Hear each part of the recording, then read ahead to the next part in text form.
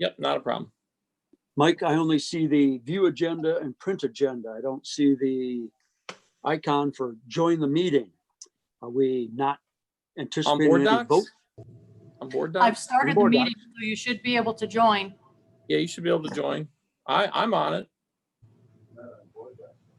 Maybe I got on I got it my too board soon. doc. Looks like I'm at the back out of it. Yeah, log Start off over. and or get back out and log back in. That worked. Thank you. Yep. Excellent.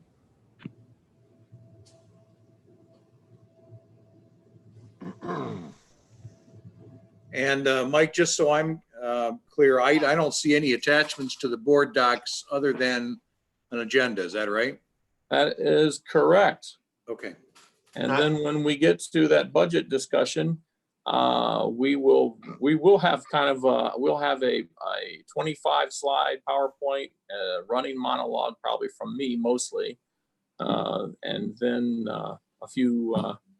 I think I have Cecilia chiming in for a couple minor things, some detailed stuff, and I suspect there will be some questions, this and that, but we need to get it get it out there. And I've got the agenda up, but I hear Steve there. But Mike, yeah, back he's to the he's plugging in and he's getting ready to go. I'll wait then and I'll talk for a second.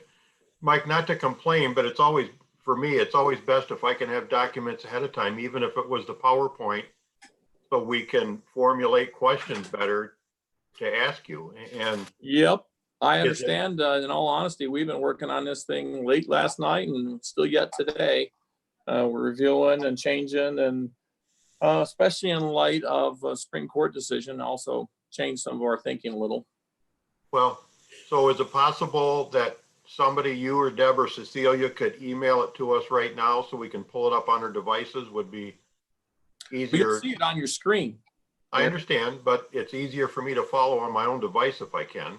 I mean, I might want to go back to a different page than what you're on and look at something. But Yeah, Christopher can do that. You have the final version, right, Chris?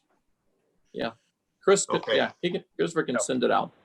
So I'll send knowing it out that, right now. great, thank Yeah. you. So knowing that Steve's there, I'll just wait for him to take over the meeting then. No, there we go. No, he says go. I'm listening. I'll get caught up. Okay, we'll call the meeting to order. Amanda, Perfect. Yes, Mr. Chair, if you'd call the roll, please. Vice Chair. Absolutely. Commissioner Bear, Present. Commissioner Walls, President. Commissioner Kennedy, Here. Commissioner Duckham, Here. Commissioner Pileski, Here. Commissioner Mahoney, Present.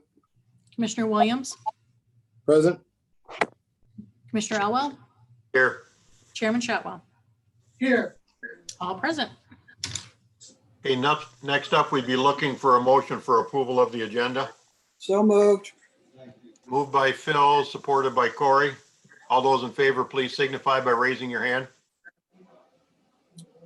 Those opposed, raise your hand or speak. Passes unanimously.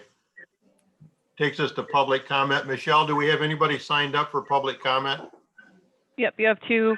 First up is going to be Chuck Baker. Okay, Mr. Baker, if you're ready with your clock, Michelle.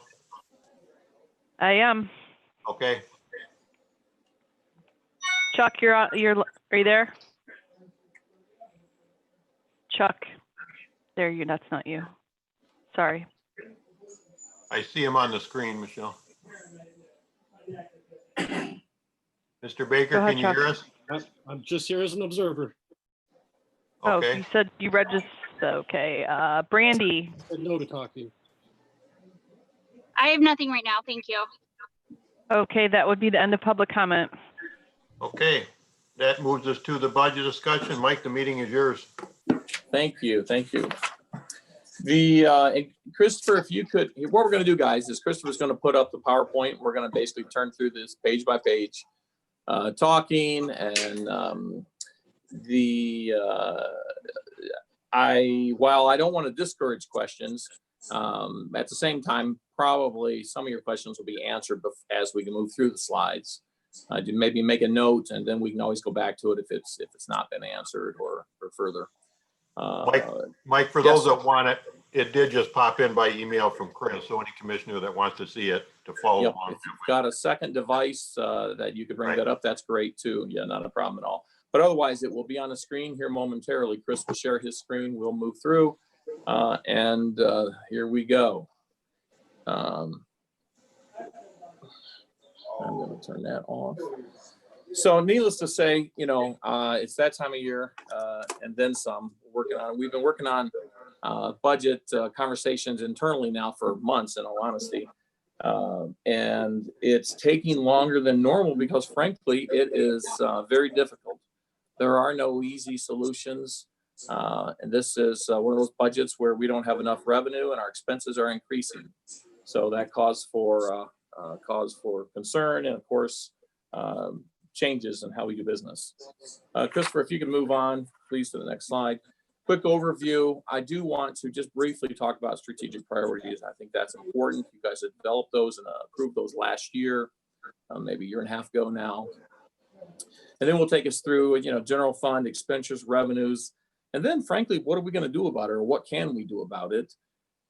This conversation is about general fund. To be clear, it's not about the other departments, non-general fund. At this point in time, general fund is the one that is in a very difficult position. And frankly, general fund is the backbone of the county. It's really our core fundamental services. General fund funds, all our public safety stuff, all our internal service departments. That means the departments that make everything else work, be it HR, IT, finance, payroll, all those kind of functions. So Mike, Chris, what departments are not under the general fund? Yeah, You said- we'll get to you said that, this is- Tony. You're jumping ahead. Christopher, if you can move this next slide. Mike, question here, Phil Duckham. Yes, go Are we ahead. talking about from day forward, or are we talking about next year's budget? We're talking about both- next year's budget, 21. Okay, thank you. Thank you. Anyways, move us to our strategic priorities, Christopher. Next slide. Thank you. And just again, for review, especially for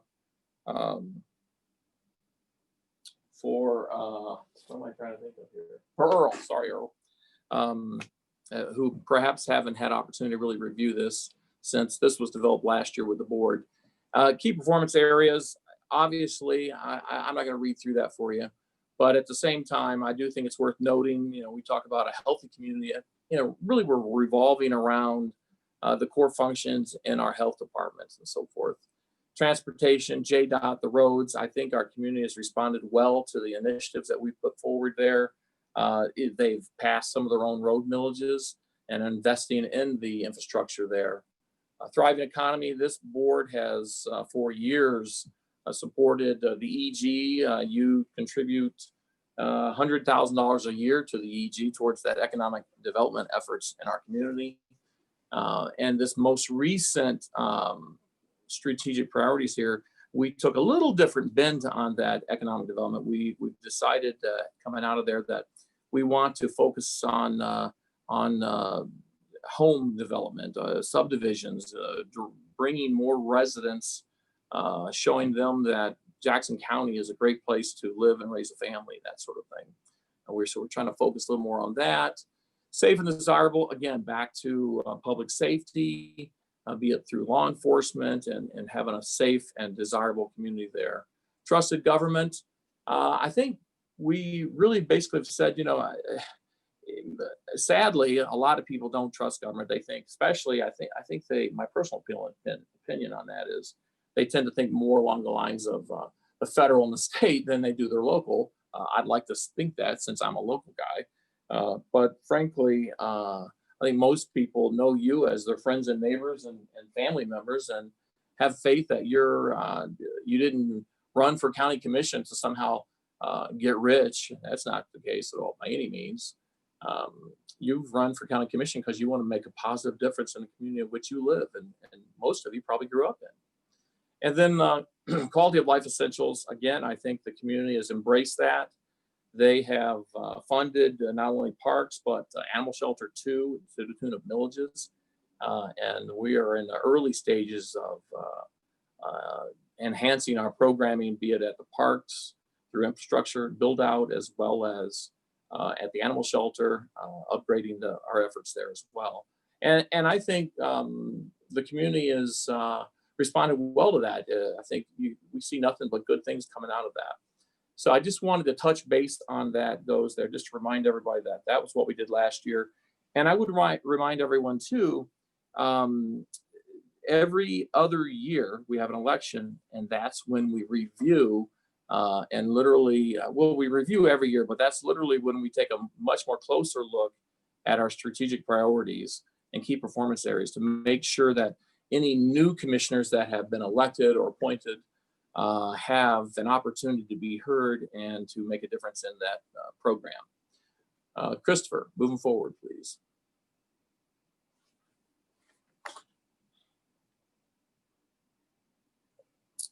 Tony, I think this gets to some of the question that you had there.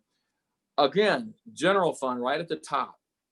These departments here, JDOT, they're not using any general fund dollars. Your general taxes in our county really isn't JDOT dollars. That's road dollars, road taxes, gas taxes, those kind of things. Parks and Rec, no longer on general fund. They have their own millage. Animal shelter, no longer on general fund, have their own millage. Now, these other three do use general fund dollars, but I've kind of isolated them away from this discussion to a degree because, one, let's take the health department. Last year, we cut $500,000 out of the health department.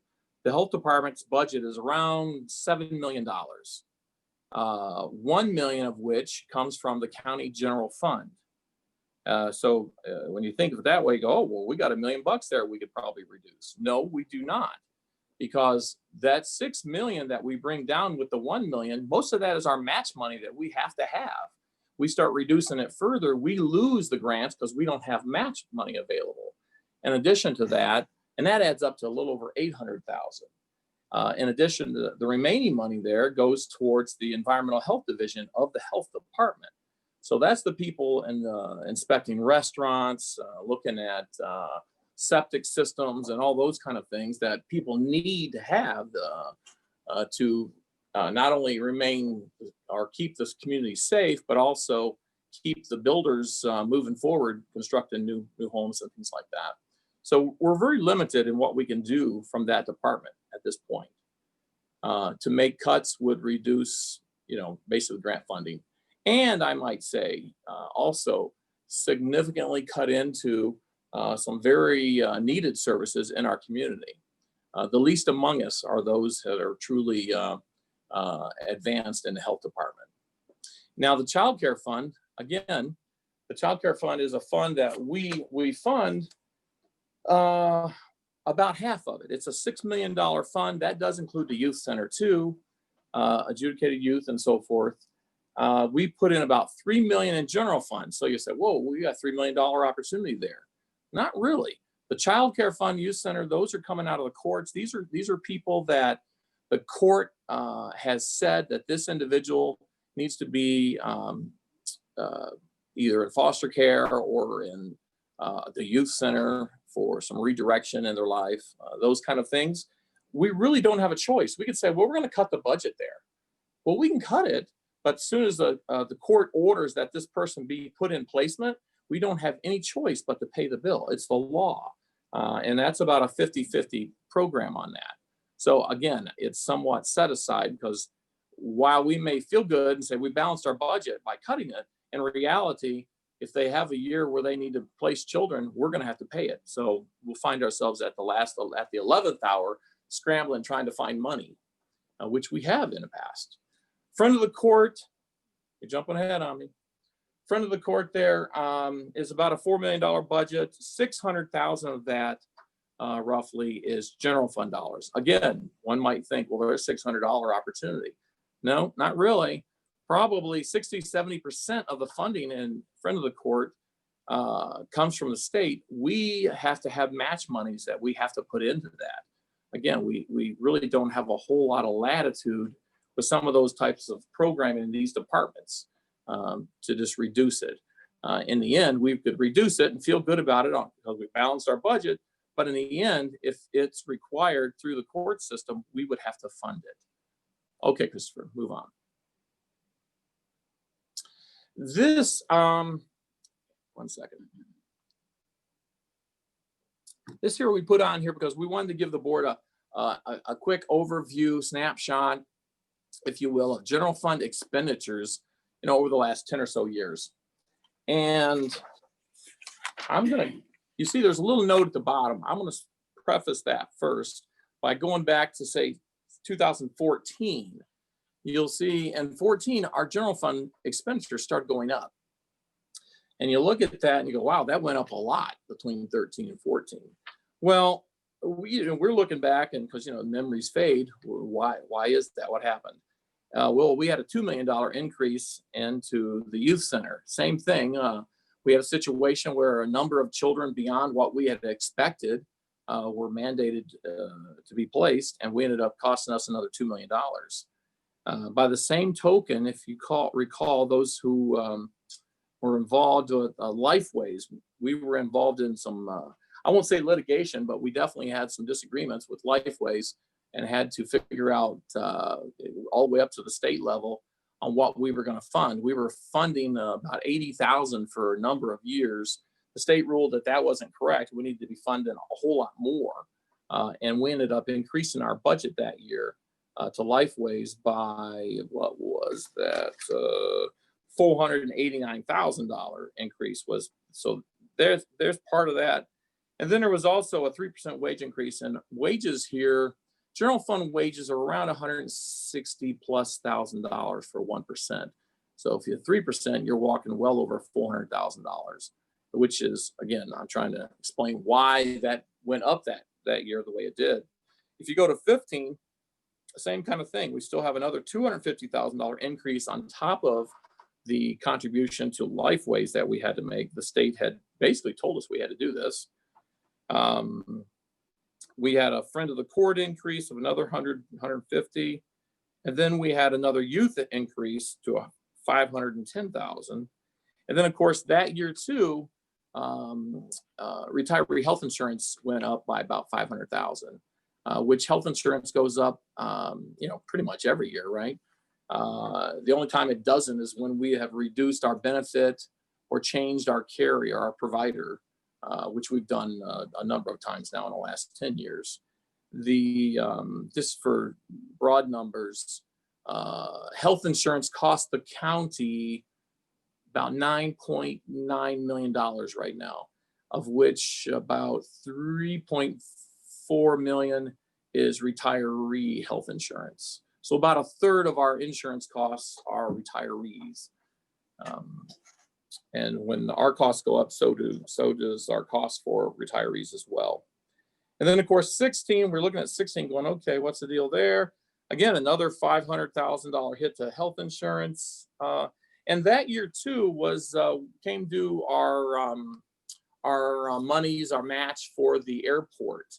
As many of you know, we've spent, when I say we've spent, along with the FAA and the state, well over 40 million, closer to $50 million on revamping the airport, the new runway, and all those things that have happened.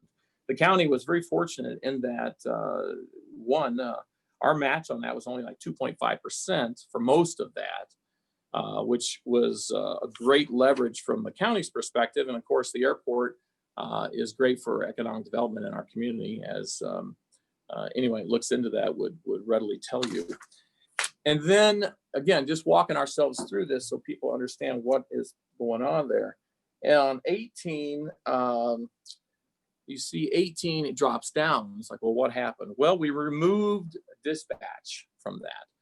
We made them their own fund. We went for, we requested to the voters, would you give us an increase in our phone fee? And they did. It went to $1.50, I believe it was. So we moved them out of general fund, created their own separate fund, and asked that they support themselves. And they mostly do. We do have, I think it's around $400,000 contribution to to 911 currently.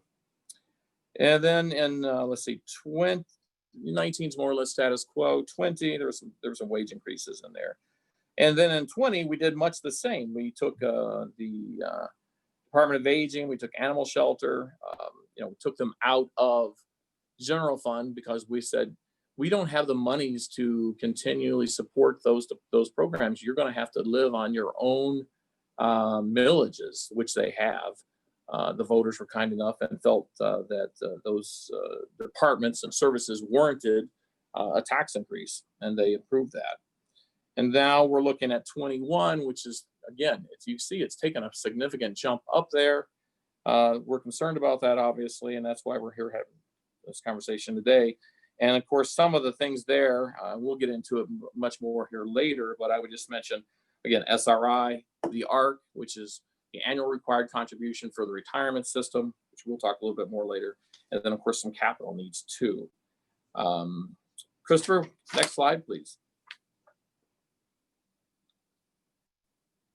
Many of you have heard me talk about this every year. In fact, I think I probably have talked about this every year because it's something that I believe that is the real cause of most of the funding issues in local government in the state of Michigan. I believe that the state of Michigan, they have to step up and fix it. We cannot locally. We aren't allowed to have a sales tax or an income tax as a county or anything like that. We're really dependent upon mostly, as you'll see here shortly, property tax. And for those of you who may not be familiar with it, but the HEADLEE Amendment back in the 70s, 78, it basically said, they call it like truth in taxation, because prior to that, the revenue for a county, for any municipality really, could go up as homes value appreciated. And there really wasn't a cap on that. And as you can imagine, when inflation or appreciation of homes is running away or is very significant, your taxes can go up really quick and fast, and create a real problem. So they imposed the HEADLEE Amendment, which kept it down to inflation. And if you're going to take the HEADLEE role, you'd have to get a vote of the people on it. Well, then, in 94 was Proposal A. I remember it well. I was working in local government. It was my first time on TV to argue about that. At any rate, that basically says that it's your taxes, or I should say taxes, our revenue can go up by 5% or inflation, the lesser of the two. Now think about that a minute, the lesser of the two. This year, we have property appreciation across the county, and it averages out to around 6%. If those laws weren't in effect, generally our revenue would go up, property tax revenue would go up by about 6%. But those laws are in effect. Inflation is capped at about 1.9%. So that means our revenue is capped at 1.9%. And now, as a homeowner and property taxpayer, I think that's a good thing. I like everybody else, I don't want to pay more taxes than I have to. And the taxes that I do pay, I want to vote on it. I want to have it as some voice in that. But at the same time, it creates this dichotomy. Here we have all of our costs that may or may not follow inflation. Be assured, health insurance, healthcare costs have outpaced inflation for a long time, as long as I can remember. This year, by contract with Blue Cross, our health insurance can go up 8%. Well, that's a far cry from 1.9% that our revenue is held to. And then to make matters worse, and not to get too deep in the weeds here, and I'll be happy to discuss off camera, if you will, with someone, is we won't even get the 1.9%, because if your house went up 5%, okay, fine, we're going to get 1.9 from you.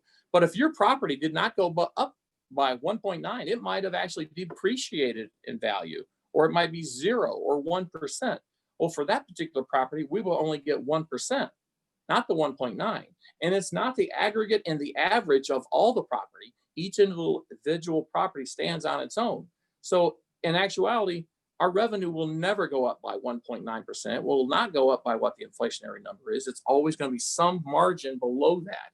Again, so every year we have inflation going up by whatever it will, our costs, and our revenue always being held back to some degree below inflation. Now, a year or two, that's not a problem. Over 10, 20 years, it becomes a problem. And it's a problem across the whole state of Michigan. The only way the county reaps the full amount of value is in new construction. Someone builds a new home, we're going to get 100% of that. It is a brand new property, and we get 100%. That's why they have the difference in the property values on your property tax statement. It'll say, you know, state equalized value versus taxable value, and that large gap there. The cumulative effect of these two laws since they were passed is just over $4 million annually. Without those laws, we would be getting about, I think it's like $4.1 million more taxes every year. So in essence, we're $4 million short every year and trying to provide the same amount of services. It's the gap that I'm talking about here. And that's why for the 9 years I've been here, we've been cutting budget. And frankly, you were cutting budget before I got here. How many years before? 4 or 5 at least, cutting budget. So this is not something new to us. And it's something that most of you are probably tired of hearing me talk about at this point, especially because I talk about it every year. But it's something that I'm passionate about, because the only way that gets fixed is at the state. And I understand the challenges there too. So I'm not holding my breath. But you know, guy can dream. Christopher, take us on, please. Okay, general fund expenditures. Please move next slide. Now, this is the 20 this year. And I did ask Cecilia to give the board just a brief flavor, if you will. I mean, we have all the detail. You're welcome to look at all the detail of what's in each one of these categories. Obviously, salaries and benefits and those things are self-evident. But Cecilia, if you could unmute yourself and just speak briefly to give them some flavor for other expenses and, you know, contractual services and some of those kind of things, please. So for supplies and materials, some different things that come out of it. Could you speak up? So for supplies and materials, examples would be like postage, office supplies, meeting supplies, dues and publications, printing, employee uniforms, legal books go in there. So different, you know, different things like that would be examples of supplies and materials. Under other expenses, we have telephone usage, pager rental, mileage, professional development, maintenance of building and equipment, maintenance of grounds, employee training, utilities, heating costs, things like that. Mm-hmm. Contractual services would be, you know, one example would be like maybe like our RICO printer. That's a contract that we have. So anything contractual would fall under our contractual services. Transfers out, do you want to give them a sense of that? Our transfers out would be when we're funding like the health department, we'll be funding our 911, support, child care fund, debt service, retiree health, anything that's going from the general fund to other funds. Right. Is what those are. Thank you. Christopher, you go to the next slide, please. Notice this is 44.7. And then in 20, we've I think we're on track to balance this year, given the actions that the board has taken thus far to work share program and furloughs and things of that sort, as well as some of the grant programs that the state and the Fed have come out with to help us with the COVID expenses and so forth. But you can see in 21, our expenses are up 1.5 million. The part of that increase, of course, and most of it's, for instance, wages really aren't even in there on that. That's yet to be determined. Right now, we're speaking with all of our 11 bargaining units to see if we can kind of more or less have a status quo year. given all the challenges we have with COVID and sitting across the table from each other and that sort of thing. But we've got SRI questions that we can't fund that into delinquent tax like we have been, and I'll talk a little more about that later, as well as our art and some other expenses there on that. Next slide, Christopher. This is a graphic that we've used many times, and what I really like about this is it gives you a sense of the magnitude of the departments, what they cost, the expense, and and not to highlight the sheriff, but it's the elephant in the room. You can see it's $11 million in excess compared to right on down the line, and these are general fund dollars, district court, and, debt and different things like that. Prosecuting attorney. You can see the child care there sticking out. Actually, I think it might be in the wrong spot, but you can see it sticking out there. Of general fund dollars. We've taken this slide and revamped it.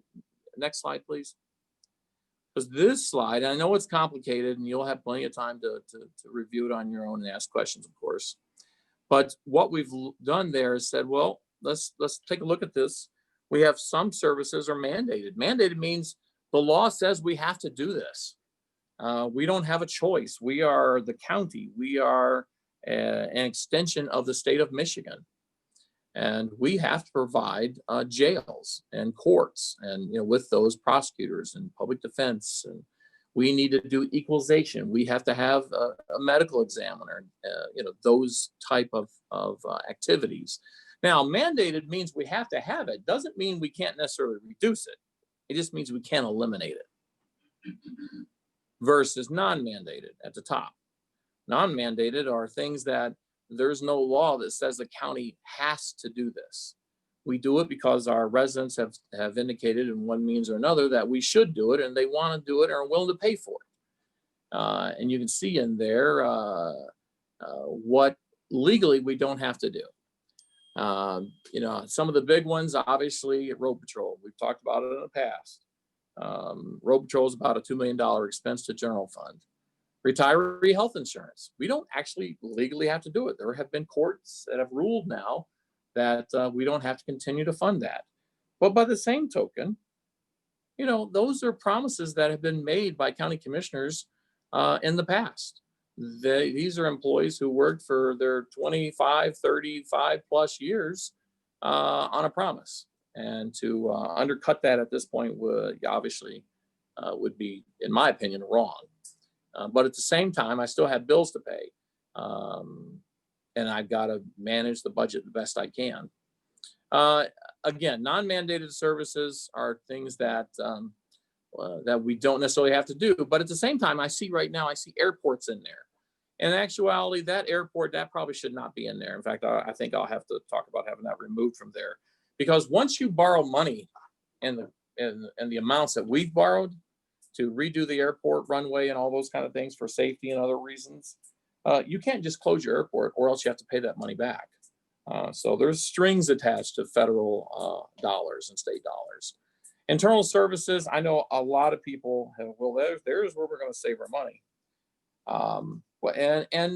And we have, frankly, over the years. You look at the facilities department, and we have our FTE counts going back, we can go back 15 years. I've got that chart on my computer showing what departments, how many FTEs they had, how much money they were spending, all that sort of thing. And you can readily see that the facilities department, they used to have almost twice as many employees as they have today. And the odd part about it is they had half the buildings and space that they had to maintain and clean. And frankly, the buildings were also probably 15 years younger, I might add. Our facilities department, not to dwell on them, but they have a tough road to hoe. Most of our buildings are one, old, two, were never built for the intended purpose as we use them. We've modified and done what we can to make it work, and generally very successfully, I would say. But at the same time, we spent over $600,000, what was it, 2 years ago, on the elevators in the tower. We spent another $500,000 on the elevators in the courthouse. I mean, and there's yet more elevators to do. in the Human Services building and things like that. There's a freight elevator and some other things. So these are not expenses to take lightly. They're expenses that are the health, safety, and welfare of not only the public, but our employees and our ability to provide services. So, and while it may be easy to say, well, we'll cut our facility staff, but the truth be told, when that toilet backs up and we need somebody to fix it, and it's on a 16th floor overflowing, believe me, we need it fixed right away. Same thing with all the other departments in there, human services or human resources, payroll, IT. We're Zooming. I don't know where we would be without a competent, capable IT staff. We have roughly, I think 12 employees in IT, and we have roughly 700 employees in the county. That's a lot of PCs that they're trying to maintain. So I point that out because there are no simple, easy answers. It's not like we have a lot of fat, if any, in our organization. We've spent weeks talking with our leadership and management team and leadership teams saying, what are we missing here? There's got to be something. Because as you'll see, as we move on, and you can probably tell in the tone of my voice, I'm not actually pleased or happy with the outcome that I have to present here today. I feel like we need more options, but yet we're not seeing them. We're like going, oh, geez. So part of me is saying for this presentation for county commissioners and for anybody else out there that's looking at it, if you got a better way or something you see that we with our blinders on internally are missing, I'm open to suggestions. I truly am. We all want the same thing. We want to provide quality services at a reasonable, affordable price in our community because we all live here. It's important to us. Crest, I would point out when you look at these numbers here, the green line represents the total expenditure. It's self-explanatory, and the blue is the general fund portion. And so when you look at that health department number there, it's really showing. I assume that's Christopher with his pointer. Good job, Christopher. Pointing out that the health department is pushing over $7 million in expense with only $1 million of county general fund tax dollars. That means they're drawing a whole lot of money from other sources, grants, state and federal. Next slide, Christopher. Okay, we're going to talk about general fund revenues moving forward. Here we go. Much the same. To make our matters worse, you see the number is 44.7 there. The a second here, catch up on my notes. Go to the next slide there, Christopher. There's the 2021.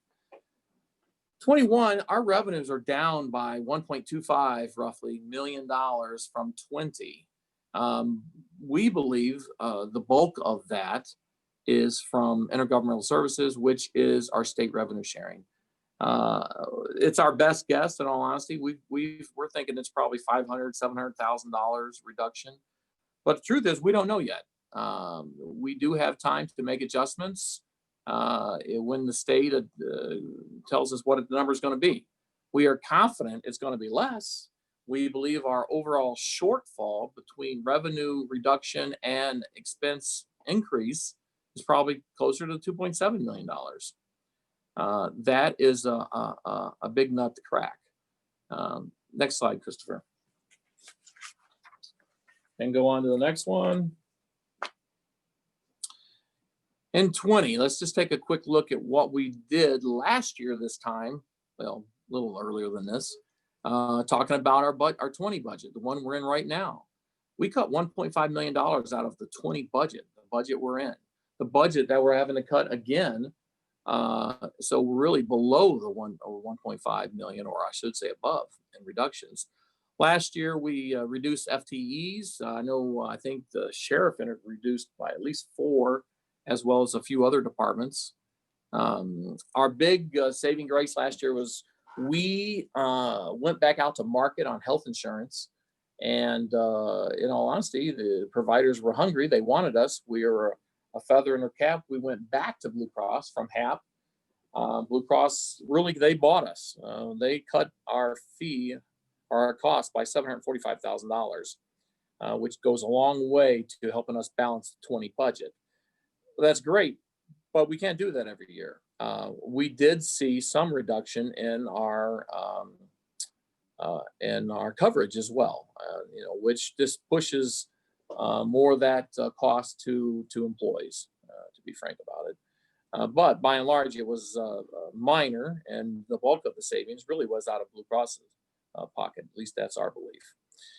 And so at the time, we were projecting roughly $8.9 million in fund balance, 19.1%. Right now, we're looking probably at more like along the lines of 18%, like $8 million, which I would point out is our minimum per policy that the board has adopted. We're allowed 18 to 24% is the idea. We don't want to have too much money in there because think about it, that's taxpayers' hard-earned money that they could use for their own home and spending versus letting it sit in our account. So we don't want too much money, but at the same time, we have to maintain a minimal level because things happen and you got to come up with a new elevator or whatever the case may be. This year, what has happened is we have had to move the SRI bond payments. I know. It was just pointing out to me that we also have to have the money for cash flow, which is very true. You get to a point where, while $8 million sounds like a lot, when you're spending, in excess of $100 million, or it depends on what projects you may be going, you can run into cash flow problems. So we need to be careful of that. And of course, the way the taxes and laws work in Michigan, we have to make all the municipalities in the county whole every spring. So in essence, we have to pay them for the monies that they're going to receive in taxes, but they haven't received it yet. We haven't received it either. So we have to dip into our own savings account, if you will, or borrow the money, which I expect to have to do in 21, pay those municipalities, and then we collect it from everybody across the county. No, go back to work, go back. Where are you? Mike? Yeah. Do we have to do it that way? Yeah. Wait a minute. What?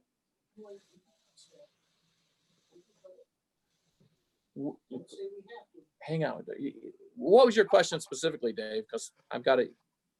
Are you arguing with yourself there, or is there somebody in the background? There's someone in the background that was throwing me. No, my question is back to making the other municipalities in the county whole on the front end. Do we have to do that on the front end? I don't know. As far as I understand, that's the law.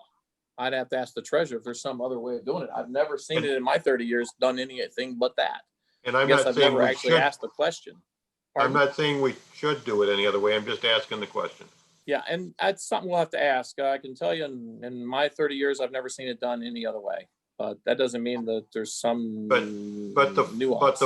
But the formula that we've been using for the last 30 years has just been changed by the courts.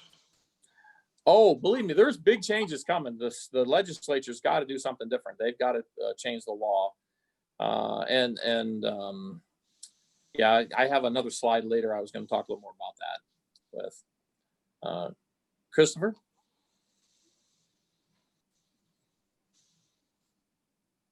Let's see, where were we? Yeah, 2020. Yeah, so this year, obviously we've had to move our SRI bond payments, and everybody knows what that is. That is the payment we're making on behalf of Leone at this point, and those towns and the other townships that are all involved in that SRI. And of course, the ARC payment is, I don't know if everyone understands how that works, but it's the annual required contribution for the pension system. What it really is, we're really attached to the stock market on there. And if the market's not what it should be on this particular day and time, we may have to increase our contribution, or we may be allowed to reduce it.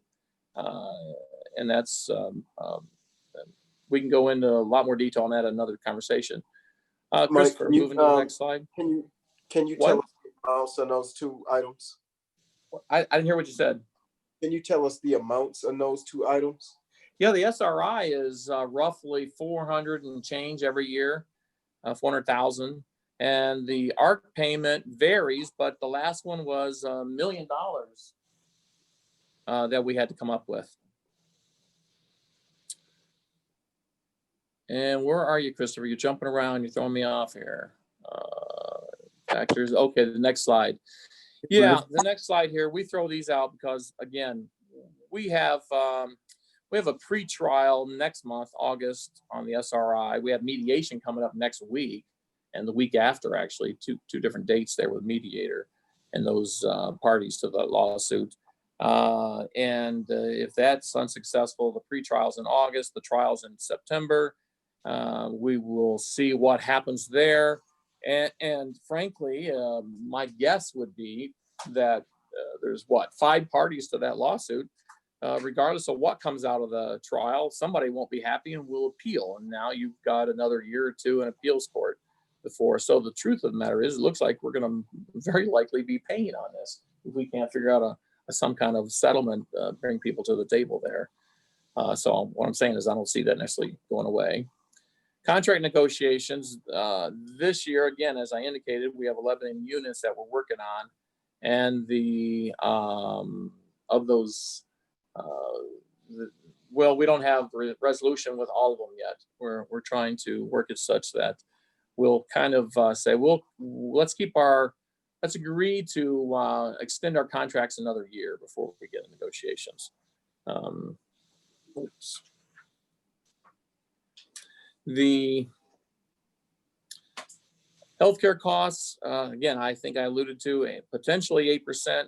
We suspect it'll be something less than that, but we're hopeful. Foreclosure, refund exposure. I'm sure the treasurer is working on that calculation to see what the exposure is. My guess is well, I know it's in the millions. It really is. This Supreme Court decision will truly test whether counties can file for bankruptcy. Who knows? The state has got to fix this. The state created a law that allowed us to do this, that told us we had to do it this way, frankly. At this point, the court has declared it unconstitutional, which means it's not just they said it was wrong, they said it's unconstitutional, which means that it can be retroactive. People can go back. I think attorneys at this point are saying potentially 2, 4, 6 years, depending on the case. So I'm sure we'll see a lot of activity on that in the not too distant future. The truth, we just don't have the money on that by any means. No county does. The large counties, I mean, it's probably not millions like I'm thinking. It might be tens, if not hundreds of millions in some of those larger counties. And then, of course, capital needs. We can no longer use foreclosure money, the delinquent fund, for capital. We've relied on that for years for capital needs. And let's not forget what that money or what that fund also funds. When we tore the hotel down across the street over here, that had been dilapidated and had asbestos in it and so forth, that cost the county $1.7 million. That delinquent foreclosure fund, those monies are what paid for that kind of things. So the way the law works is the county is stuck with the property. So if a foreclosure and nobody wants it, the state or the city or whomever, we're stuck with it. The Michener properties that we have are contaminated. And granted, there's been some cleanup monies, but it's very likely we'll end up with the additional cost of tearing the building down and disposing of it. And there's now especially no monies to deal with that. So we're going to have to not only figure out what we're going to do with that, hopefully the state will figure out what we're going to do with that. And then, but we're going to have to figure out another way to fund our capital program, because eventually things need replacing, be it elevators or squad cars or what have you, police vehicles. And then, of course, the ARC. The ARC, it's a moving average. They had a meeting today. Was it good? So they had a retirement board meeting today, and it sounds like they had a good report. So I'm very pleased about that. Next slide.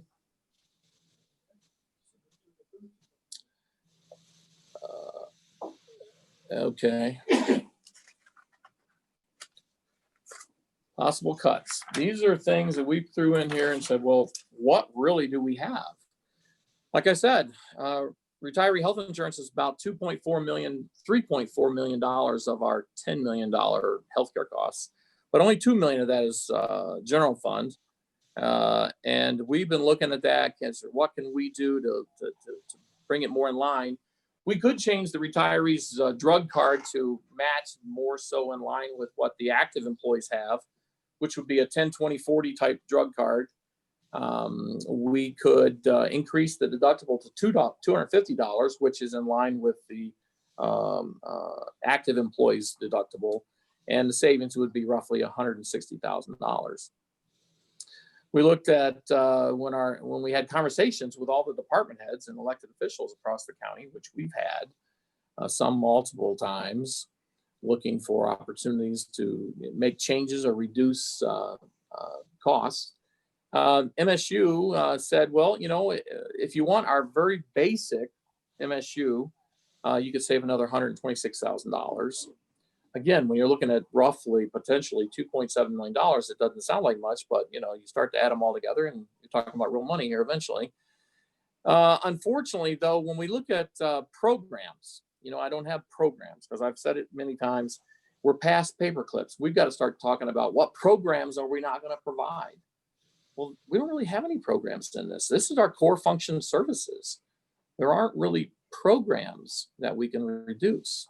Or eliminate, if you will.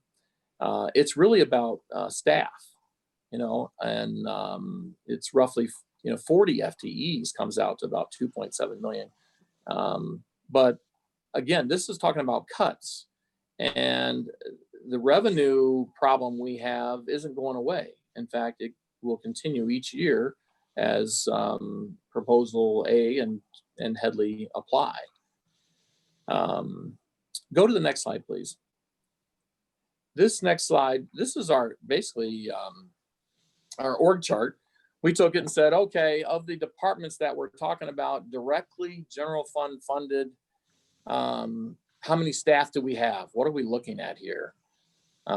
So, you know, we have what, 272 affected employees. We said we need roughly 40 if we were just going to cut employees. And try to maintain our services the way they are. But where, you know, obviously we would have to have conversations with all these departments and elected officials and judges and so forth. It's not really for me to say, well, you got to cut, you know, this person, that person, and the other person, because frankly, I don't know their department like they do. I'm sure the sheriff and the judges, the court administrators, they know their departments day in, day out better than we do, and where they can make reductions. It's just a difficult thing to do when you look at those. Now, we have close to what? We have 700 employees. So what about all these other employees? Well, the point of the matter is, if we cut employees in other departments, they have no bearing on general fund. I don't have a budget deficit there. I have a budget deficit in general fund, the core fundamental of the county's backbone here. The mandated services is where we have it, which, well, again, there is no easy solution to this. Go to the next slide, please. Yeah, revenues. Go to the next slide. I know that no one wants to increase taxes. No one wants to increase revenues. You know, neither do I. You know, I pay them as well. We do have next year, 21, well, we have the jail millage that will be expiring. Now, on one hand, what people don't realize, that jail millage not only pays for the jail debt to build the new jail, but it pays for some of the operational costs on that jail, roughly $900,000. So when that millage expires, the debt will have been paid, but the operational cost of $900,000 is not funded anymore. That means debt falls back onto the general fund. So I'm already looking at, that'll be a 22 expense is when we'd feel the impact of that.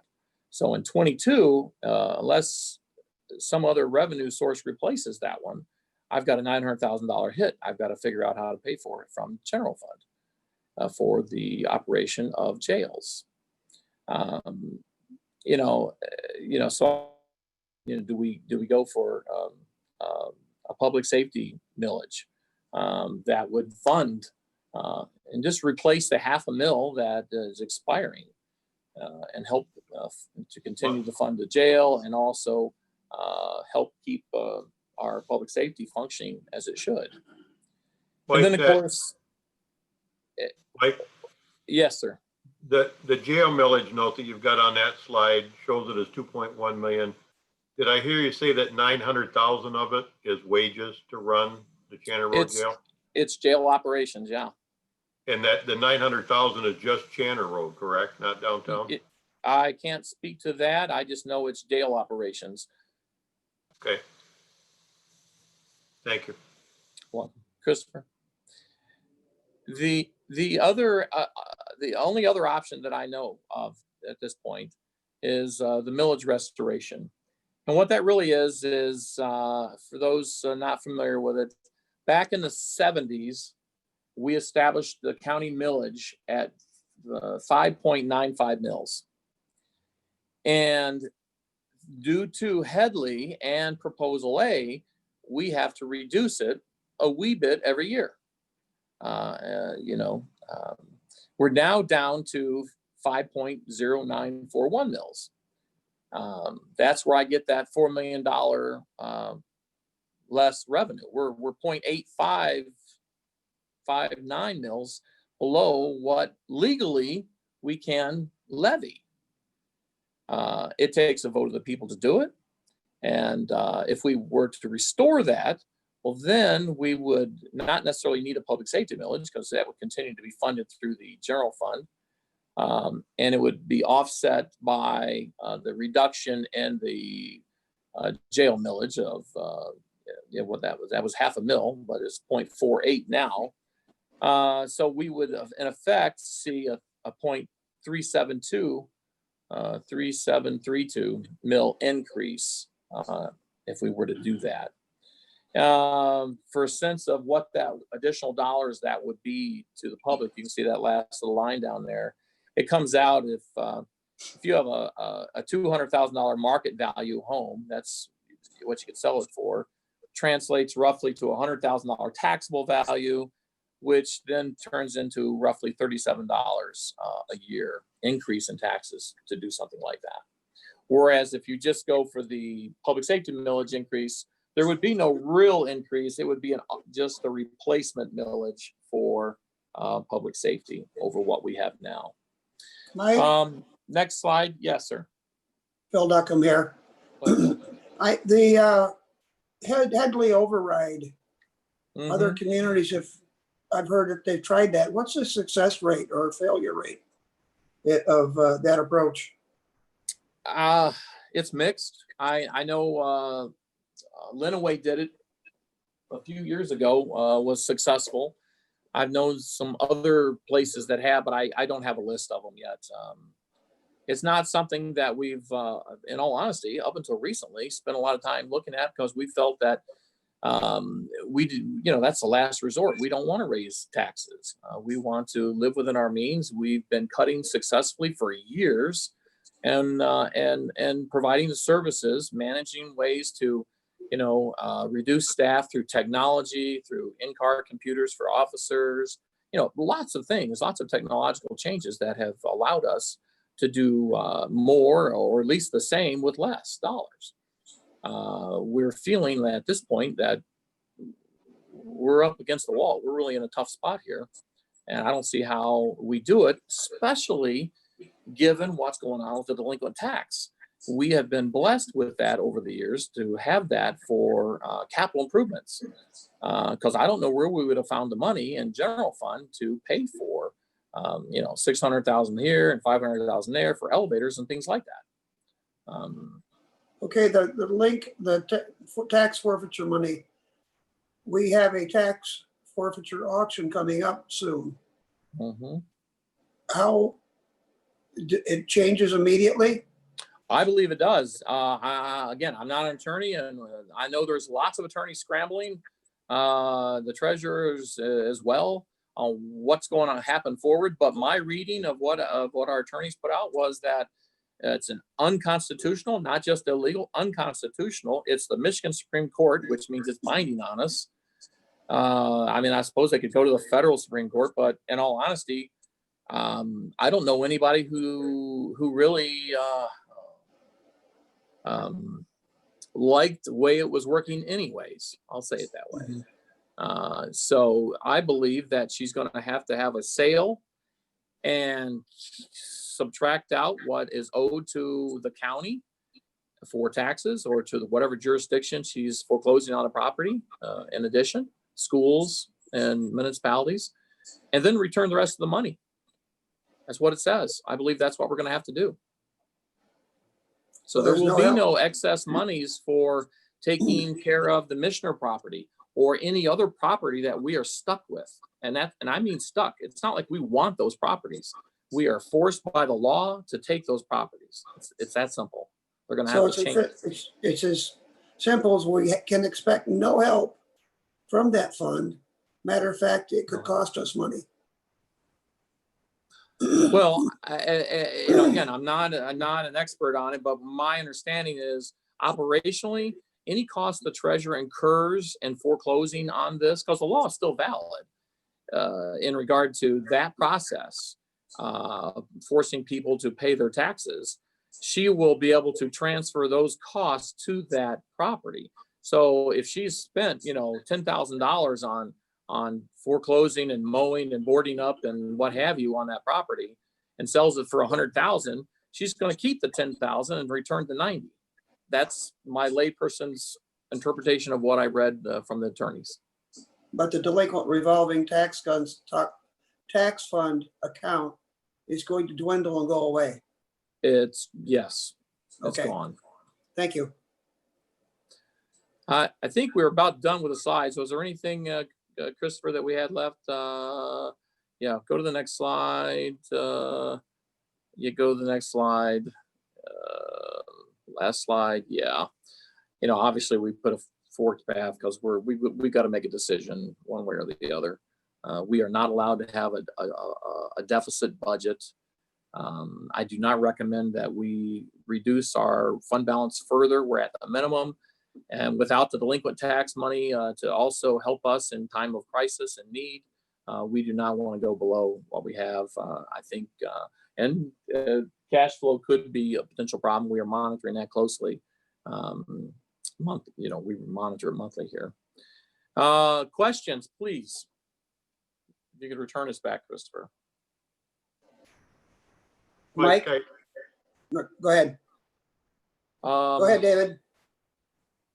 Well, Mike, I was just going to ask if you could, it doesn't need to be now, obviously, but get us a Excel spreadsheet or some format of what the delinquent tax revolving fund has been used for through the years, especially recently.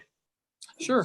I can tell you that off the cuff, we have been fortunate in the sense that we only used it for capital. We weren't operating with it, not paying salaries and things like that. Right. No, I get that. But like patrol cars, for instance, right, or any vehicles bought through the county. We've done that. Server projects for IT. Yeah. So, in fact, we have the remaining $500,000 of our IT project. But if you could get us a document that has all that in it, maybe through the last 5 years or something, so we know what. Not a problem. We'll go back and show you where that money's been going, what it's been spent on, and the magnitude of it. Thank you. I believe Corey was next, if I may, Mr. Chair. Okay. Thank you. A couple things. I'm hoping, Mike, you had mentioned that the Health Department, Youth Center, and Friend of the Court all receive a percentage of their budget from the general fund, that there is a certain amount we can't go below, otherwise we won't be meeting our matching fund requirement. Can you give us those exact amounts for each of those departments? Can you get that to us in the near future? Mm-hmm. Okay, that's my question to you. And then my next comment's really to the rest of the board. You've heard me talk about it before.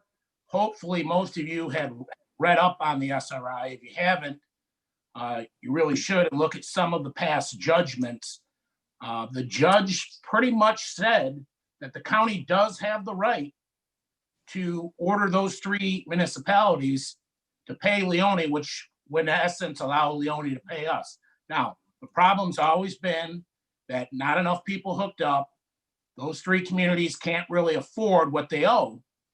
But if we could get the ball rolling, consider some type of motion, something from them rather than nothing, would be a step in the right direction. And I would hope all nine commissioners would think about it. The can's been kicked down the road a very, very long time. And nobody wants their community to have to pay, but it's pretty clear in his judgment that yes, Leone pledged their full faith and credit, but it was always contingent on those other 3 communities paying them, and they haven't. And the county's the only one that has the authority to start getting those 3 municipalities going in that direction, unless we get some results in mediation or in the court hearing. That's all. Thank you. Commissioner Pileski? So I've got a few questions, if I might, Mike. Sure. Actually, appreciate Corey's comments with respect to the SRI. And every day that goes by, a significant amount of interest is accruing on the amount that we have already fronted to pay the bond payments. If we settle for anything less than what that accrued interest is, I'll not be very happy. With respect to retiree health care, do we pay for retiree health care for pre-Medicare retirees? Okay. Yes, pre-65 and post-65. Okay. And do we require significant co-pays with respect to both pre and post-Medicare retirees? I am not necessarily I can't answer that. I don't know enough about the program. I'd have to ask Richard. Is Richard on the line? HR director? I know he works with it daily. So that, I think that's among the questions we should ask and get answers to is what are we requiring of both pre and post Medicare retirees? Yeah. And frankly, post Medicare retirees shouldn't be terribly expensive, but I'd be curious to know what those. Richard had said to me that the reason in particular he focused on drug card 10, 20, 40, making it more in line with active employees, was that we had some drug cards, people out there with $5 drug cards. And, drug cards, that's one thing, but I'm talking about some significant co-pays with respect to premiums. That's what I'm talking about. Yeah. We'll get a report for the board on that, on what exactly it all is for pre and post 65. And I think Corey asked for this, but I'll just kind of make sure I'm asking the same thing with respect to those transfers to other departments of general fund monies. It's about 10 million, and I think I saw 12 million in future years. To know what those specific dollar amounts are, and then. Not that I would necessarily propose cutting them, but to understand the impact of not spending those dollars, like losing a match, for example. Yeah, exactly. We should know those impacts. I don't think we should say, oh, that would be terrible to do that and let's not do it. Well, how terrible would it be compared to anything else we might do? I think we need to understand those things. Okay. Not that I would suggest it, but there we go. No, you want to make an informed decision. That's what I'm saying.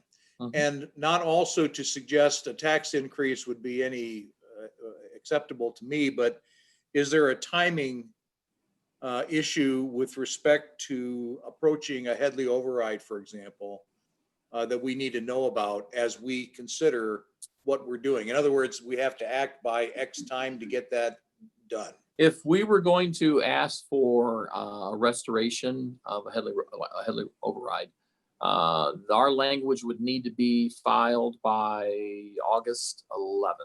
So a week after the primary. 3 weeks away. Or we would not be, that's assuming you want to do it this year. We would not be able to get on the ballot in November otherwise, no. Yikes. Okay, well, that's, all right.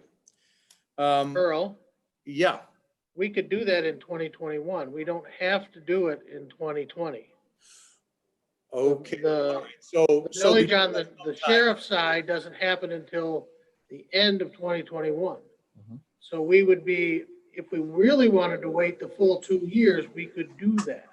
okay, well, so it's If not. if we're doing, if we're using it to replace the sheriff's millage.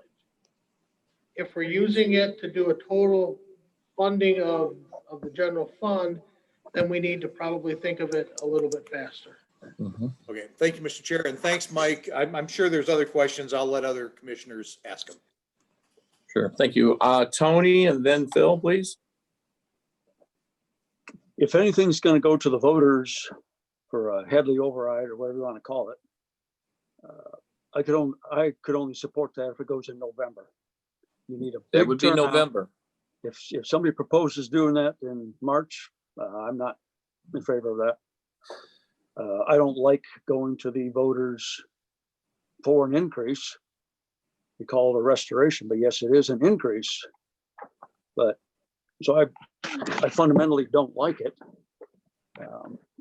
But I would never support it if it wasn't in November.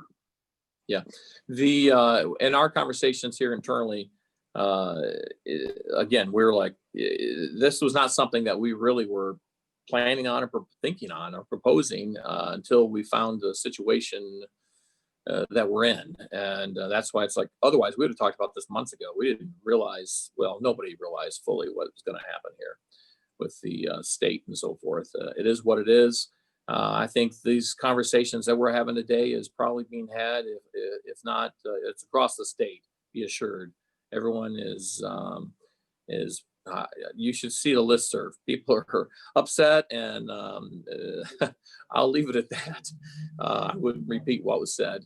But if you were to be inclined to ask the voters, we would have to have our language. What we would do is have our attorney prepare the language. It would have to be approved at a study session and submitted by August 11th for the November presidential election ballot.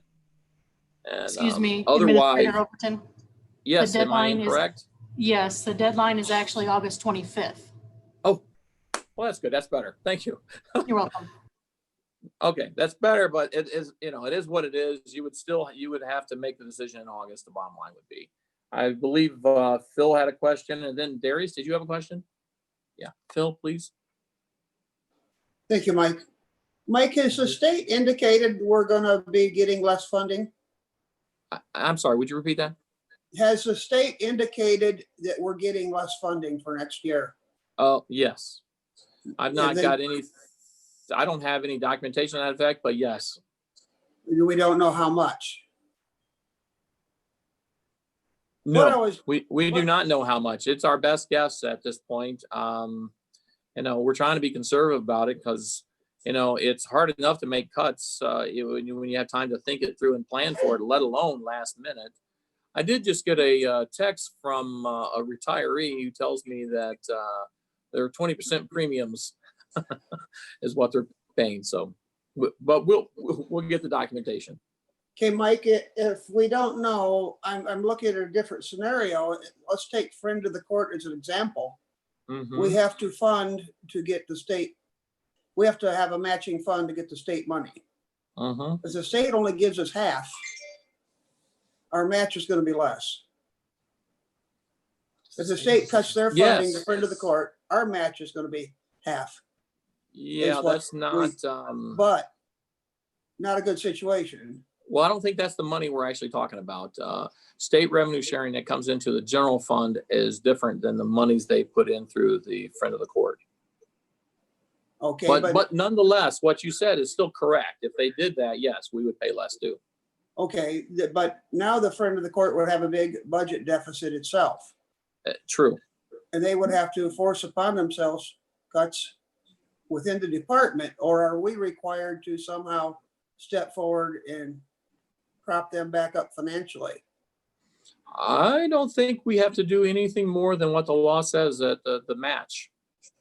Okay, And there may be longer wait times and things like that, service quality and those kind of issues, obviously. and I'm not recommending that, I'm just using them as an example where we have to put money forward to get our funding. Okay, thank you. You're welcome. Was it Dave, I think, next? Or no, Darius? Darius, it was Darius, I'm sorry. Thank you. So the questions that I had were regarding funding from the state, so those were just cleared up now. But the other question I had, so in the event that after we've done our homework and we find that we have to go to the voters and ask for additional dollars, how long would that increase possibly last, or do we not know that? Well, if we actually did restored our millage, our general fund millage back to its original, remember the last time that was done was 1972. It's perpetual, but it just keeps going down a little every year. It's really, so it doesn't end until you restore it. Eventually, guys, if we don't do anything, the thing will get down to almost zero or something. I mean, it might take 100 years, but it keeps going down. So at what rate, or maybe percentage, I should say, does that drop per year, or is that based on the number that the revenue? It drops based on the amount of increase we have in our properties. Remember, Truth in Taxation, Headley says that, see what happened before Headley was, if we levied 5 mills, that's $5 per thousand of value, right? So if we had $100,000 of value, we levied 5 mills, what is that? $50. And then the next year, that house went up to say 200, it doubled to 200,000. Well, we would get $100. And if it doubled on up, if it just kept doing that, their taxes just kept going up. Our revenue kept going up, but the voters never agreed for that. They never approved us to have that additional revenue. And that's why they put the law in. It says, wait a minute, if you're going to increase my taxes because the property owners are paying it, you need me to approve it, a vote. So the law is legit. I mean, from my perspective, it's just there's consequences that we have to deal with. And every so often, you need to restore it or increase it. Okay. So, and I guess I won't labor the question. I do have a couple of additional questions regarding this, but I'll email you and then we can send that out from there. Sure, that'd be great.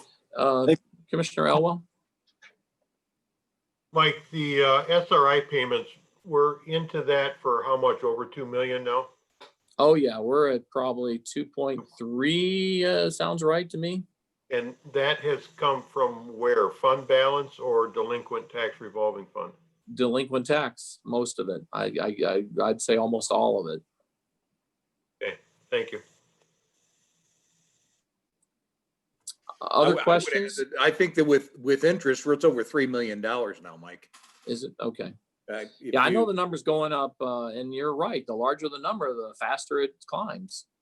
Anyone who has not had asked a question yet that would like to ask a question? I hate to. Well, I'm just looking if there's another first timer. Anybody? No. Mr. Commissioner Bear.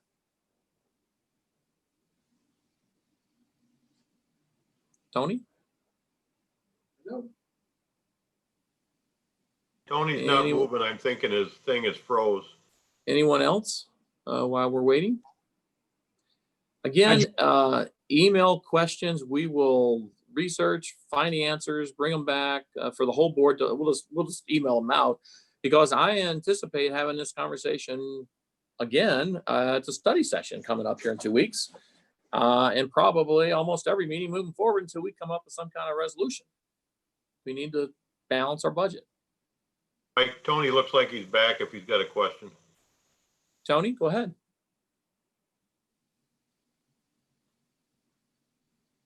Okay, some recent communication from the Michigan Association of Counties said that the next state revenue sharing, the state would have sent 98 million out to all counties.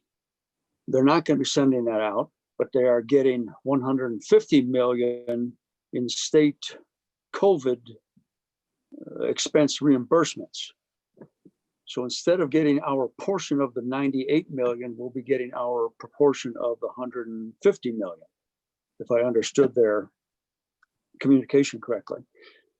So that will be, have you factored that into consideration that we will be getting more money from the COVID cost reimbursement from the federal government than what we would have gotten in the state revenue sharing?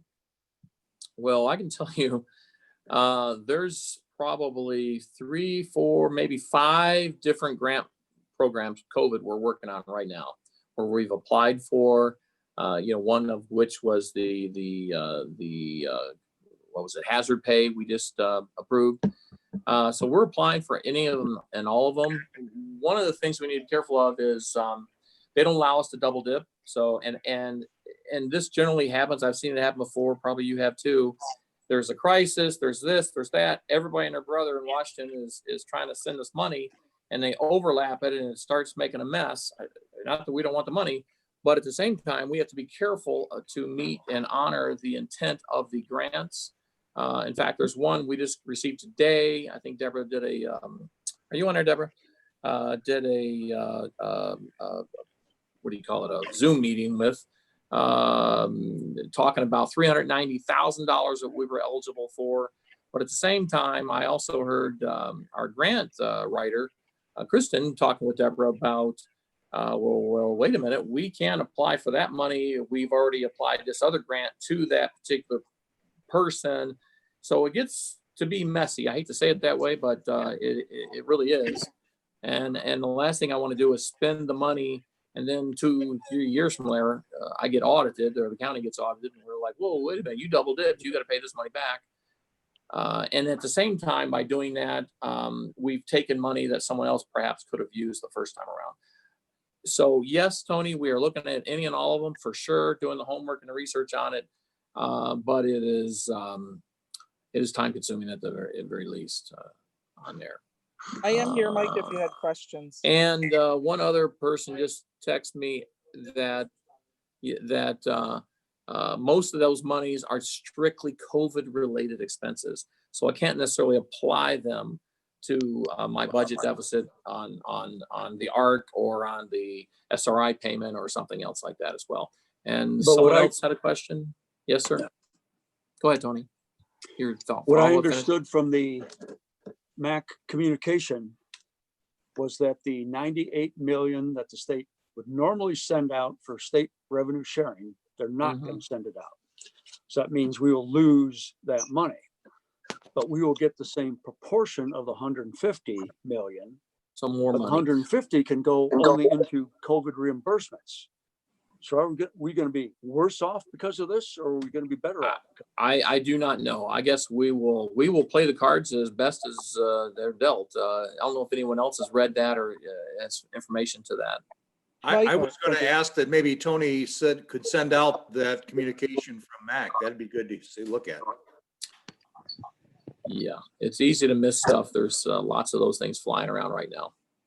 Someone's trying to chime in, I think, that might give us. Who? Deborah's on the line, Mike. Deborah's on the line. Oops. Oh, I'm Deborah, here. you there? Yep, I'm here. Can you hear me? Yeah. What Can was you hear that me? 390 stuff? Oh, so the 390,000 is a CDBG grant, and it is strictly COVID related, and it's for unplanned expenses. So it cannot have been budgeted in our current fiscal year budget. So we have to prove to them, there are typically a lot of strings that are attached to the grants, and this CDBG grant has to be unplanned, unbudgeted, and strictly COVID related. So for example, we can request reimbursement for any sanitary precautions, that we had to take to sanitize buildings, or hand sanitizer, PPE, those types of things. But it can't be used for budget gaps. So again, they're usually typically tied. There's a lot of strings attached, and you have to follow all the rules, and you can't double dip. So, but yeah, strictly COVID related. Okay. Other questions?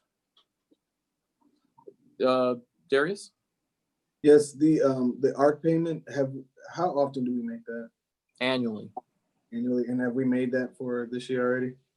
Has the payment gone out? Yeah, it actually goes Quarterly payments. It's an annual payment, or it's an annual number, but we make quarterly. And then that was, Darius, it's an annual sum that is created from our actuary to do the analysis of what our pension costs are for the next 30 years and what we would have to contribute to the pension fund to hold it at 100%. So that way we wouldn't end up with a larger and larger ARC filed against us. And in the case of the city of Detroit versus its pension fund won a case in the Michigan Supreme Court that stated you had to make your ARC payment. So the ARC payment, this retiree benefits, has to be made. That's one of the difficulties with the ARC payment in the government sector versus the private sector. okay. Okay. Thank you. That's the only question I had. Other questions? If not, by all means, if you wake up in the middle of the night and you want to write down a question or email it, please do.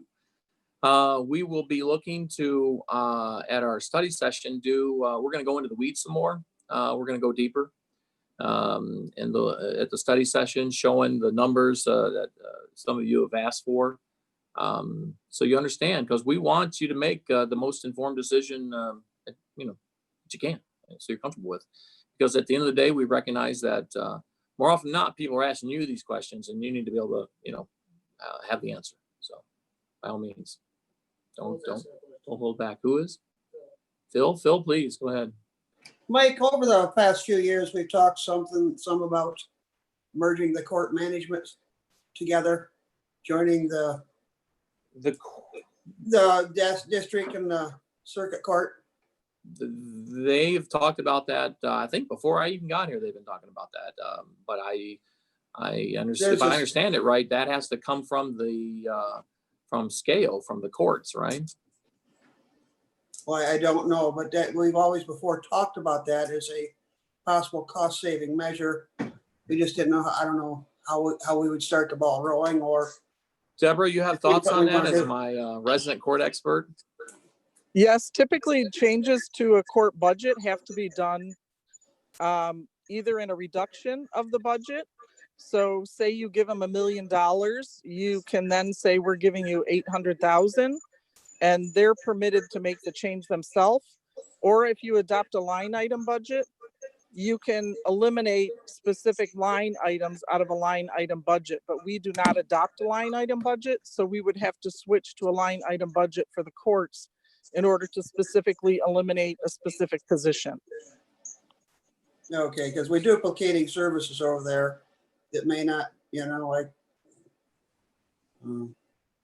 Yeah. As a former court administrator. Yes. As a former court administrator, I can tell you they're busy. Okay. But I'm not saying there can't be things that can't be done, or merging of services or sharing of services or things like that. You can get creative to save money. But like I said, the court administrators are pretty busy. So, but not saying you can't change things or change the budget. Okay, thank you. Anyone else? Daniel, please. Yep, thank you. Sorry, I've had my camera off so I can make sure I don't lose connection during the meeting. But I've got a couple of questions. One, thank you for the presentation. Very informational. All items that I kind of feel like I've kind of seen coming as well, and that we've had conversations about. The question that I have is, you mentioned sending out to commissioners the document that kind of shows the reduction in FTEs for all of our different police departments around the county. I'm also interested in seeing around the county. Yeah, I didn't follow that around the county part. We have a spreadsheet that shows our departments, what their FTEs, what their budget was, what their expenses were, that kind of thing. Is that what you're talking about? Well, when you mentioned specifically the sheriff's department and road patrol, I guess I'm curious in seeing the documents that you showed me in your office shared with other commissioners. And I think you'll remember the two documents that you showed me. There were two different spreadsheets that you shared with me when we discussed having a very tough decision to make when it comes to road patrol in our sheriff's department. And I think that commissioners should be able to see that same information, because to me, the sore thumb that sticks out, unfortunately, is the decision that we have to make when it comes to the largest pot of money that is a non-mandated service. So, and that's probably had the least amount of cuts or of any department that we run. And it's just, unfortunately, the realization of exactly what I've already told other commissioners, that this is the discussion that we were going to be faced with, and we're here now. So I would like those documents shared with other commissioners, please. Yeah, I think you're talking about the same. I think we're talking about the same document, because it showed on there, for instance, we have contracts with townships, municipalities, where they are paying for an officer for additional coverage, things like that. So, yeah, no problem. Right. We also had had a document that showed the reduction in tickets written over, I think it was a period of 5 or 6 years. You know, that document I got from Tammy from district court. They track all that practically daily. I'm sure we can get those documents from them. Yeah. Other questions, Daniel? Maybe?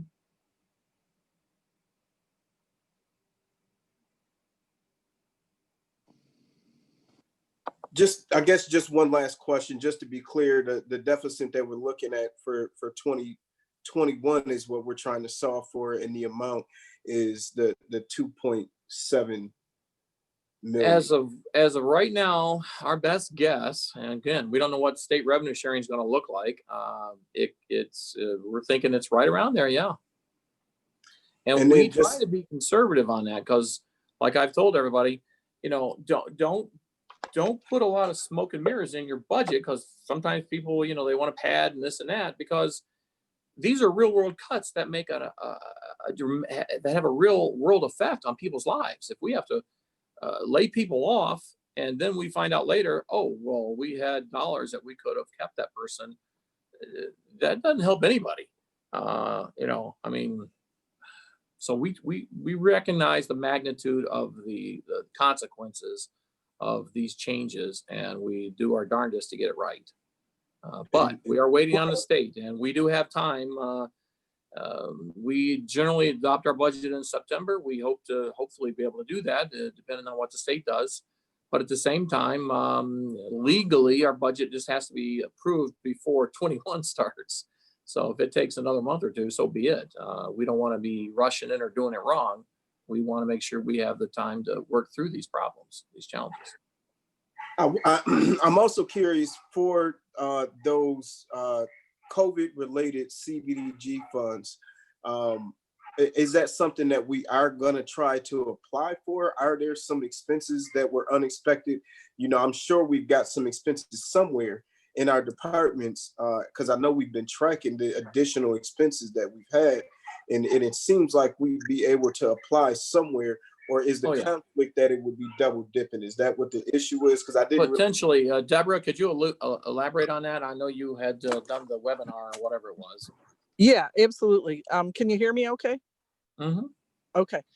Yeah, absolutely. We do anticipate that we will be able to utilize a significant portion of that $390,000. Just in PPE alone, the departments and offices of the elected officials have utilized significant funding for like the plastic, sneeze barriers that they have at the front counters, and the hand sanitizer and those types of things. We also had the first COVID person in Jackson County was an employee. So, for example, facilities spent 3 days cleaning the courthouse. They had to pay overtime for staff to do that. So overtime is a reimbursable expense under that grant. So we anticipate we will ask for those expenses. So yeah, we will be running some reports with finance and asking the departments. The good thing too about that grant is it goes back to January, I think it's 21st, which was the first case in the United States, not just Michigan. And then it also goes till the end of the year. So we have till the end of the year to utilize that money for any COVID-related expenses, which would, again, like I said, include overtime, PPE reimbursement, any of those types of unexpected, unbudgeted for expenses that are directly COVID-related. So, so yeah, we anticipate we will be able to use a significant portion of that money, if not all of it.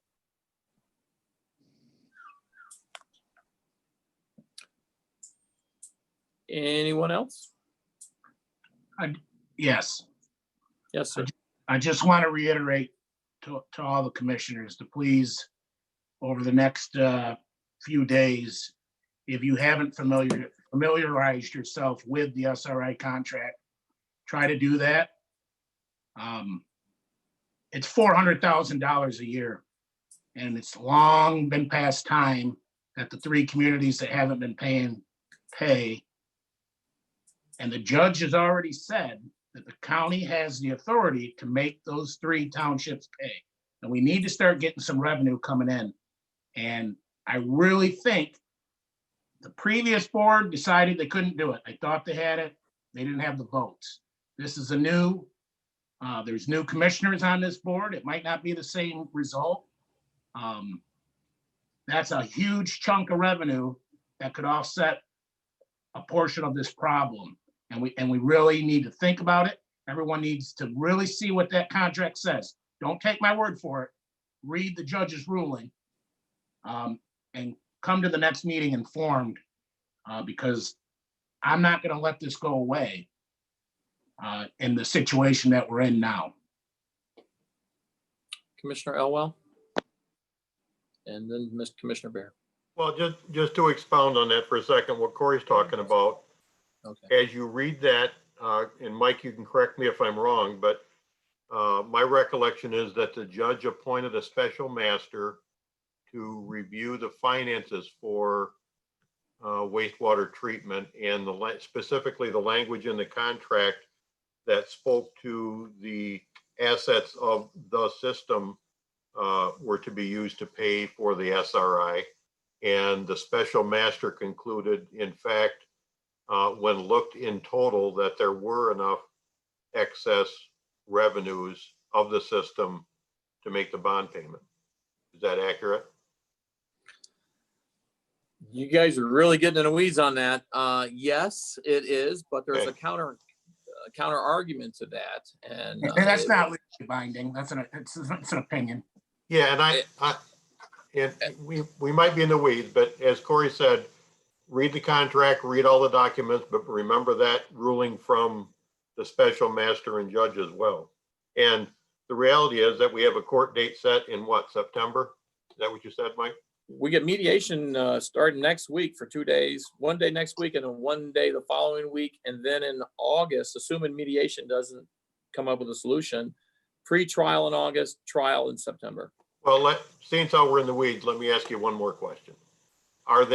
I mean, you've been participating in negotiations with them for some time. You have that bake sale look on your face, Mike. I know, I'm not a poker player. I just tell it like it is, or like I believe it to be sometimes, right? How have those discussions been going? Are they getting any closer to a resolution amongst themselves or not? You know, I would have said the last month that I was pretty upbeat about it, and I thought they were going pretty good. Leone is willing to get this done. The problem more recent this month has been some of the folks, I'll leave the names out, have said, hey, I think we can do it for less if we do transfer all of our sewage to the city of Jackson, build a new pipe for $10 million to the city of Jackson. They're talking about an 8-inch pipe. It's going to be a lot more than $10 million, my expert opinion. But so that's clouded the whole thing again. And I'm like, oh, geez, was that intentional to throw us off? Or are we close? I don't know. There's a whole lot of things going on behind the scenes, as you can well imagine. Think about it. There's 11 different communities, townships and villages, and they all have a dog in this hunt. Their sewage goes to Leone. Their money funds the system. So think about it, you got a township in Washtenaw County that's funding, that would be funding the SRI if they use the system money for that to make those payments. So there's potential additional lawsuits that could be happening. Guys, we can sit down. I agree. Read the contract, read it all. We can sit and have a conversation. We can have a special meeting if you want to talk about it. I'll bring our attorney in and we can go right into it. We probably even do it in closed session through attorney-client privilege to discuss the whole thing. Right now, we're way kind of arm waving out there, and I think we're probably better off not doing that, given that we're in mediation next week, and a trial thereafter. So, well, hint. My mic is still on, so I'll say one last thing, then I'll be quiet. Okay. Maybe now is the time for us to have a closed session on it to discuss it. It's litigation, and especially if they're ready to do mediation. I mean, we can arrange that. We can arrange that. I'll talk to Matt and see if he's available at study session. If you guys want to do that, we could try to make that work and have a nice conversation. He could fill us in on all the juicy stuff. Great, thank you. I think, did you say Daniel? Daniel was next. Daniel, and then Tony. Well, my question's kind of been answered. I was actually going to ask what can we do to have this discussion on another level. And really, I guess I'll still ask if we can. And this is, I guess this is just for something for others to think about. I think that what we need to think about is, what do we plan to do if we end up stuck in the same situation after it goes back to court again? After it goes back in front of the judge, if the judge still comes back with the same confusing ass results, basically saying, well, you guys just have to enforce the contract.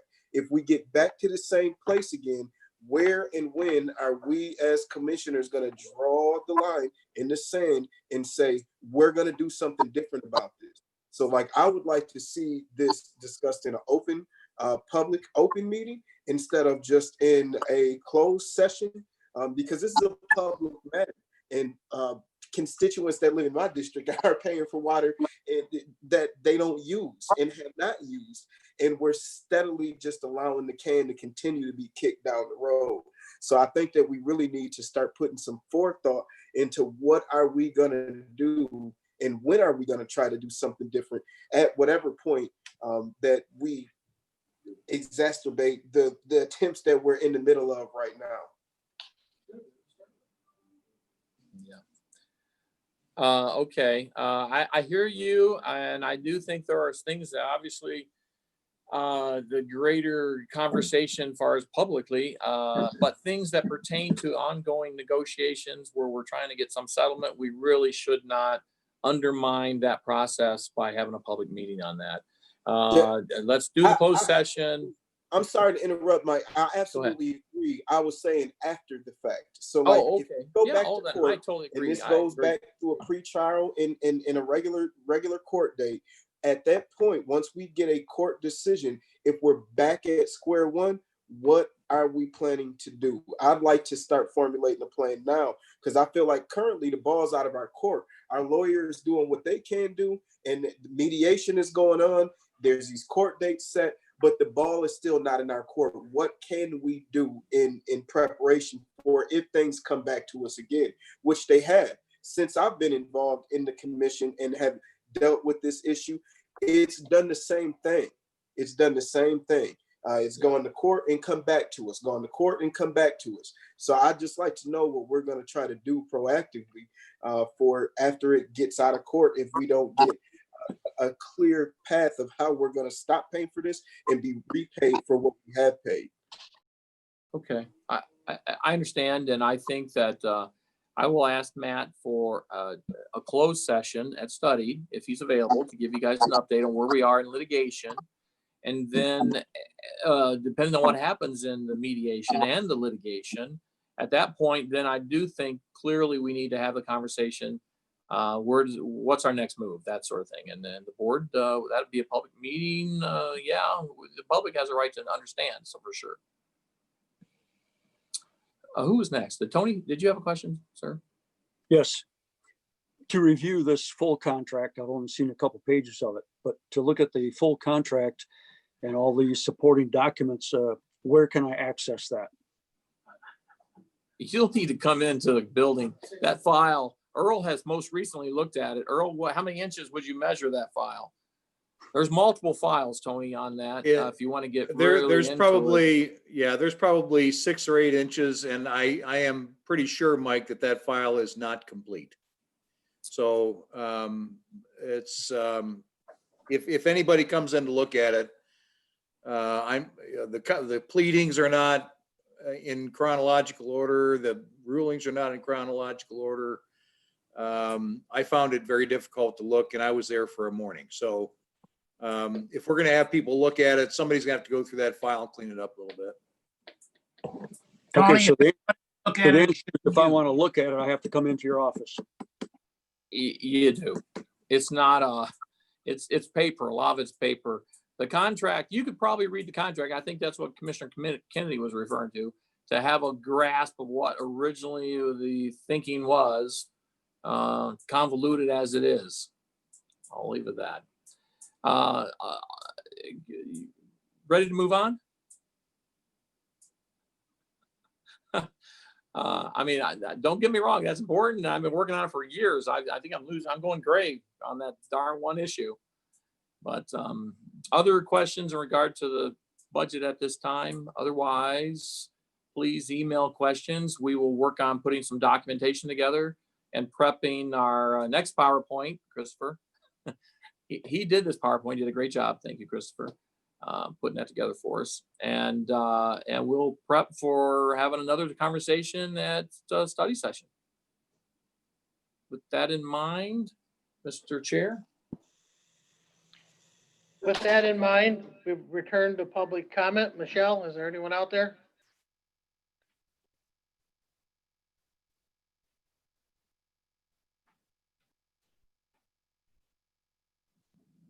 Negative, sorry. Commissioner comments? Commissioner Mahoney? Thank you, Mr. Chair. I just wanted to, first of all, just take a moment to send my public condolences to the family of the 16-year-old girl who was killed last night.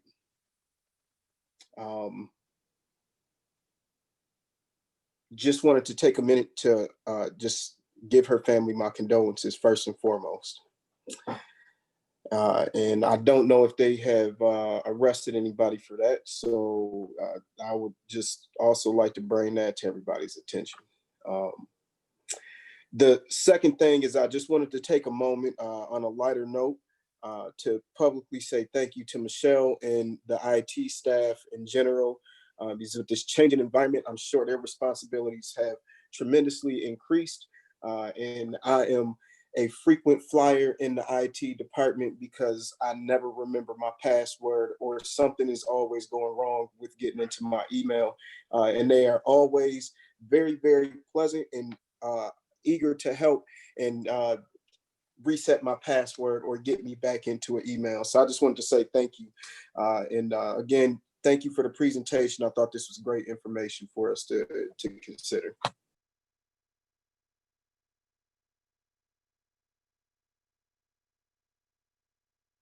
Any other commissioners? Seeing or hearing none, we are adjourned.